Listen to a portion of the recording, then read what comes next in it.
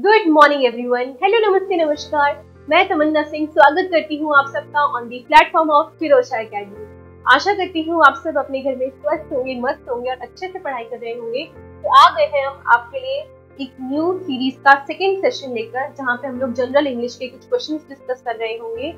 तो ये सीरीज आपकी एग्जाम को एक एक्स्ट्रा एज देने वाली है, जहाँ से आप अपनी इंग्लिश को और इम्प्रूव कर सकते हैं। चलिए शुरू करते हैं आज का सेशन। तो विद दिस फर्स्ट क्वेश्चन आपका ये रहा। आपके पास क्वेश्चन है, select the most appropriate synonym. यहाँ पे आपको क्या बताना है? सिनोनिम बताना है ऑफ द गिवन वर्ड। और आपके पास वर्ड कौन सा दे रखा है? लेक्यूना। और लेक्यूना का मतलब क्या होता है?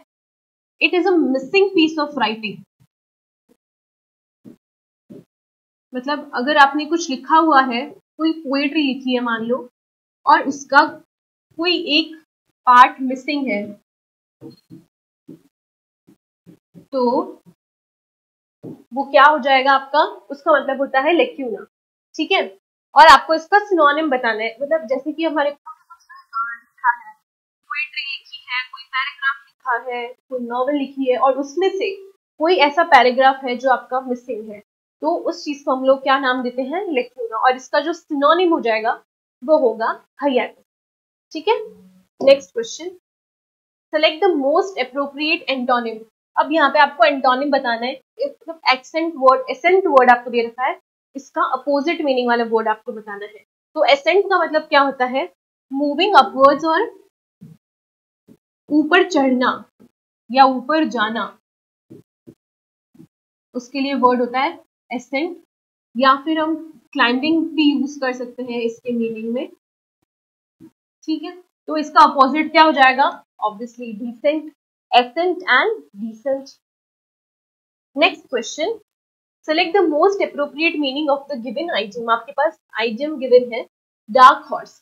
आपको इसका मोस्ट एप्रोप्रिएट मीनिंग बताना है। तो जो डार्क हॉर्स वर्ड है वो किसके लिए यूज होता है? मतलब जो अनएक्सपेक्टेड चीज होती है ना, कि कोई जैसे आप मान लो कि आपके कोई सिबलिंग्स है, आपके कोई भाई बहन है, ठीक है, और आपको उनसे बिल्कुल एक्सपेक्टेशंस नहीं है कि वो एग्जाम्स में बहुत अच्छा स्कोर करेंगे, बट समहाउ वो एग्जाम में अच्छा स्कोर कर लेते हैं और उनका एग्जाम कोई क्रैक हो जाता है। तो वो एक अनएक्सपेक्टेड चीज थी। ठीक है। तो उसके लिए हम लोग कौन सा आइडियम यूज करते हैं? Dark horse. तो हमारा क्या हो जाएगा? Answer option B, which is an unexpected winner. Next question, select the most appropriate antonym. आपको एंटोनिम बनाना है जिसका मीनिंग डिसिमिलर हो of the given word clench. अगर क्लेंच आप देखोगे तो क्लेंच हमारा एक ऐसा वर्ड है जो यूज होता है किसी को ऐसे टाइटली पकड़ने के लिए। आपने अगर कभी ऐसा देखा होगा ना, तो हमारे घर में ना ऐसे लगती है, मतलब मुझे उसका नाम याद नहीं आ रहा है, इसको लोकल लैंग्वेज में क्या बोलते हैं, ऐसी शेप की हम लोग कुछ लगाते हैं कुछ भी हैंग करने के लिए। जैसे अगर ये बोर्ड भी लगा हुआ है ना, तो ये पीछे किसी से क्लेंच्ड है ना। मतलब हम लोग नट कसते हैं ना, ऐसे नट को टाइट करना, उसको हम लोग क्लेंचिंग बोलते हैं, है ना। तो मतलब किसी चीज को टाइट करना। ठीक है। तो उस वर्ड के लिए एंटोनिम वर्ड यूज होता है। ठीक है। तो हमें क्लेंच वर्ड यूज होता है और हमें क्लेंच वर्ड का एंटोनिम बताना है। तो क्लेंच मीन्स टाइट करना, टाइटली पकड़ना किसी चीज को। तो इसका उल्टा क्या हो जाएगा? टाइटन। ये तो इसी का मीनिंग है। क्लास्प भी इसी का सिनोनिम है, होल्ड भी इसी का सिनोनिम है। और हमारा आंसर हो जाएगा option D, which is relax, loose करना। ठीक है। नेक्स्ट क्वेश्चन, एक सेकेंड। ओके, सो हमारे पास क्वेश्चन है, select the most appropriate synonym. आपको बताना है किसका? सोलम। आपके पास वर्ड दे रखा है सोलम, और आपको इसका क्या बताना है? आपको इसका सिनोनिम बताना है। ठीक है। तो बताओ क्या होगा इसका सिनोनिम? सोलम का सिनोनिम, पहले हम लोग सोलम का मतलब देखते हैं। सोलम का मतलब होता है किसी सीरियस सिचुएशन में इन्वॉल्व होना।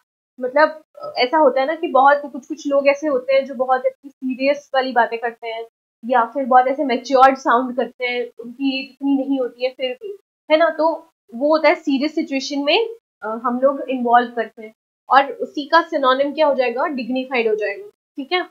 एक्साइटेड नहीं हो सकता। ठीक है। सीरियस सिचुएशन एक्साइटेड में नहीं हो सकता, फ्राइवलस नहीं हो सकता, ना ही ट्राइवियल हो सकता। हमारा आंसर हो जाएगा option A, which is dignified. Next question, select the most appropriate option to fill in the blank. आपके पास ये स्टेटमेंट दे रखा है और इस ब्लैंक में आपको क्या फिल करना है? इन ऑप्शंस में से आपको बताना है। तो हमारे पास स्टेटमेंट दे रखा है, Harish voice dash in the empty rooms of the new house. आप जब भी किसी नए घर में गए होंगे तो वहां पे जब रूम, नए घर में भी अगर किसी भी खाली एरिया में, खाली रूम में आप गए हैं, तो वहां पे आप देखोगे कि जब भी आप बोलते हो, है ना, तो आपकी जो साउंड है वो आपको दोबारा सुनाई देती है, क्योंकि वहां पे इको प्रेजेंट होता है ड्यू टू एम्प्टी रूम। तो अगर एम्प्टी रूम में कुछ बोलेंगे तो हमें हमारा आवाज फिर से सुनाई देता है, जिसको हम इको भी बोलते हैं और रीसाउंडेड भी कह सकते हैं। यहाँ पे वर्ड क्या आएगा, resounded. Her voice resounded in the empty rooms of their new houses. क्या रिलैप्स हो जाएगा? बिल्कुल भी नहीं। रिवर्ट नहीं। रीसॉर्टेड नहीं। तो हमारा आंसर क्या हो जाएगा? Option C, which is resounded. Next question, select the option that can be used as one word substitution for the given of words, for the given group of words। आपको पूछा है कि स्टडी ऑफ इंसेक्ट्स के लिए कौन सा one word use होता है, और आपके पास ऑप्शंस है एंटोमोलॉजी, जियोलॉजी, इकोलॉजी और बायोलॉजी। बायोलॉजी तो हम किसके लिए यूज करते हैं? Study of bio. अगर हमें बायो की स्टडी करनी पड़ती है, बायो में क्या आ जाता है आपके ह्यूमन बीइंग्स या फिर आपकी जो नेचर की स्टडी करनी होती है, तो कंबाइंड फॉर्म में तो वो जाता है बायो। इकोलॉजी आपका होता है स्टडी ऑफ इकोसिस्टम। अगर आप इकोसिस्टम के बारे में स्टडी करते हैं तो वो होता है आपका इकोलॉजी। जियोलॉजी होता है study of geography. Study of geography को हम क्या बोलते हैं? जियोलॉजी बोलते हैं। और स्टडी ऑफ इंसेक्ट्स को हम क्या बोलते हैं? एंटोमोलॉजी बोलते हैं। ठीक है। Next question, select the incorrectly spelled word. इनमें से स्पेलिंग है जो इनकरेक्ट है, जो गलत है, और वो आपको बतानी है। ठीक है। तो सबसे पहला वर्ड है हमारे पास आइल, और आइल की स्पेलिंग बिल्कुल करेक्ट है। एडॉन, ये भी बिल्कुल करेक्ट है। एटिक, एटिक हमारी इनकरेक्ट है, और अल्टार हमारी करेक्ट है। एटिक में क्या मिस्टेक है? यहाँ पे के नहीं आता है, सिर्फ और सिर्फ सी आता है। ठीक है। तो हमारी करेक्ट आंसर हमारा कौन सा हो जाएगा? Option C. तो with this your session comes to an end. I hope आपको ये सेशन पसंद आया होगा। Thank you and all the very best.